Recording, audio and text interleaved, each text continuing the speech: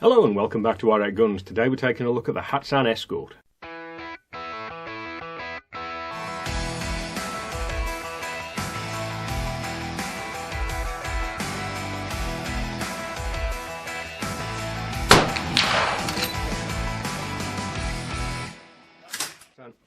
Yes, today we're taking a look at the Hatsan Escort.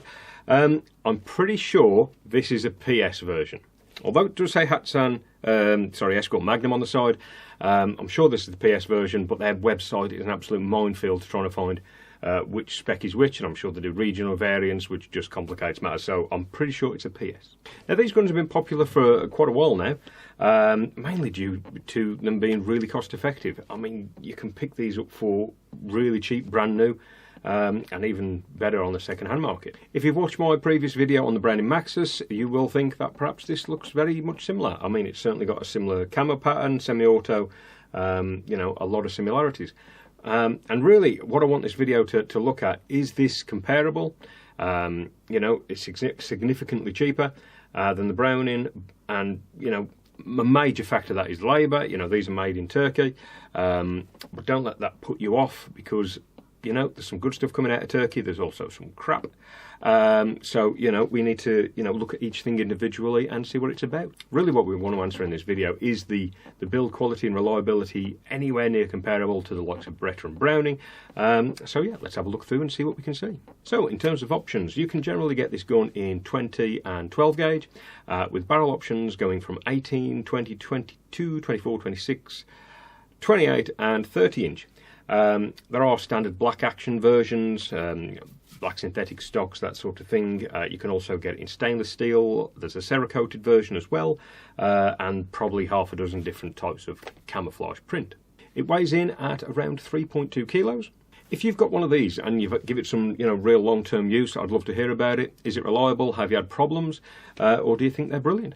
Quickly before we move on, we need to thank Shooting Sports UK for supplying this gun for review today. Please go and give them a look and see what they can do for you. So, starting at the back, we've got a lovely rubber pad. It's grippy, it's squishy enough, and interestingly, it does have this sort of scallop cut out of the stock, and it's the pad sort of extends into that, and you've got all these holes.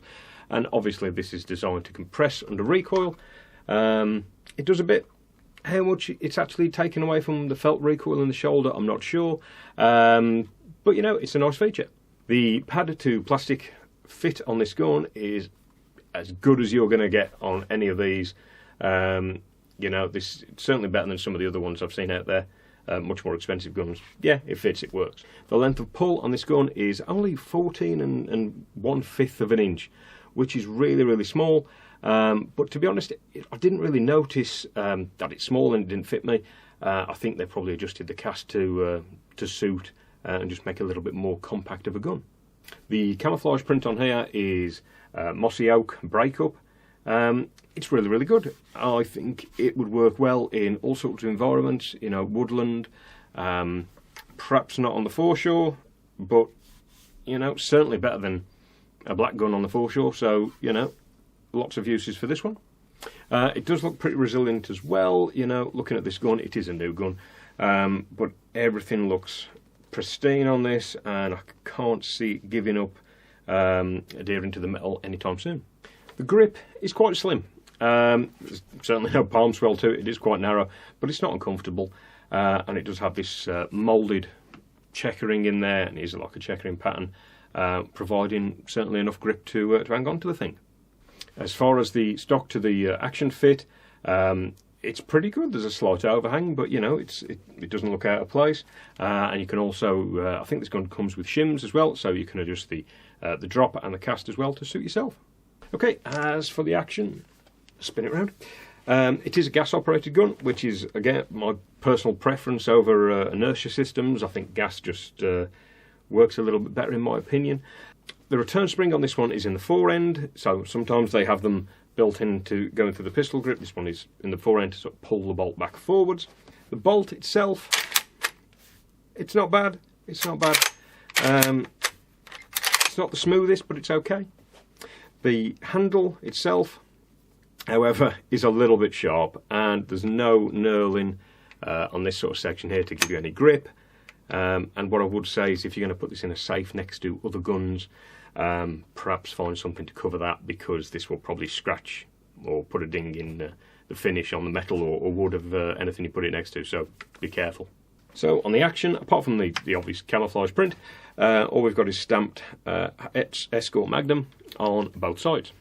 The safety is located here at the rear of the trigger guard. It's a simple cross bolt, and it does have a red indicator for when it's in fire.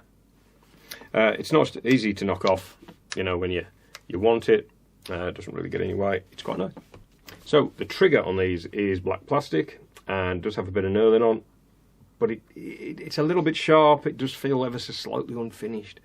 But that said, being fair to the thing, the trigger pull on this, absolutely crisp, fantastic. It's a single stage trigger, on the heavier side of things, but about what you'd want from a game gun. But it's crisp. It's really, really nice trigger on these guns. As for control, so here where you would think there would be a bolt release, certainly isn't. So this is a magazine cutoff, and it clicks in there, and that will cut the magazine off. And then you need to press it in and slide it forward ever so slightly for it to pop out again, and that allows the magazine to feed.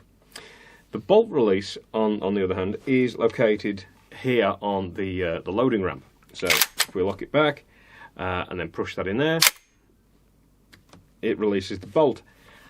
It works, but I'm not a fan of it.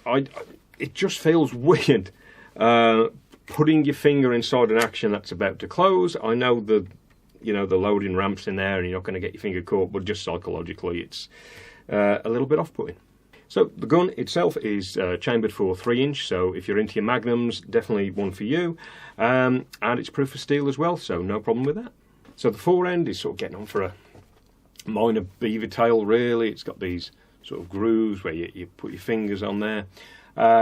It's quite nice. There's some, again, the same moulded checkering as you found on the pistol grip. It offers good grip, and you've also got some on the bottom as well, which is really nice. It's removed by this nut here. Just pop the bolt back. So quick unscrew of that, and it just slides off, revealing the gas system underneath. And then simply slide that back on and replace the screw. The top rib on this gun is just a straight 6mm rib with a brass, if I can fit it in frame, brass bead sight at the end. They come with a set of 5 extended chokes in just a sort of bare metal finish. Yeah, it would be nice to see a camouflage pattern, but to be honest, who's going to put that on the end of a choke? In terms of balance, so this gun, what it balances should be just at the end of the action. Look at that. Perfect, it's just about the right place. Swings really good too. So, does this gun offer good value for money? This gun is sub 400 quid, brand new, and I've seen them for less than 200 on the second-hand market. What do you want? What do you want for a gun of that sort of money? They shoot. I would love to hear your stories about long-term reliability. I haven't heard many horror stories on these. They all seem to be getting on, you know, for at least a good while before any issues. So, you know, I think, yeah, they're good value for money.